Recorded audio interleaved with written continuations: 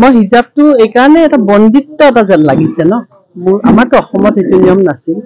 মই সৰুৰ পৰা এখন মুছলমান গাঁৱতে ডাঙৰ হৈছো আৰু তাতে আমাৰ ভাতৃত্ববোধ মই দেখিছো। কিন্তু এই নতুন নতুন বেলেগ জেগাৰ প্ৰভাৱবিলাকে আমাৰ মাজত এটা পলিউশ্যন আনি দিছে। এইটো থাকিব নালাগে। মই সেইখিনিকে কৈছো, মই প্ৰতিবাদ কৰা নাই, তেওঁলোকক বুজাইছো আৰু তেওঁলোকে সেইটো মানিছে।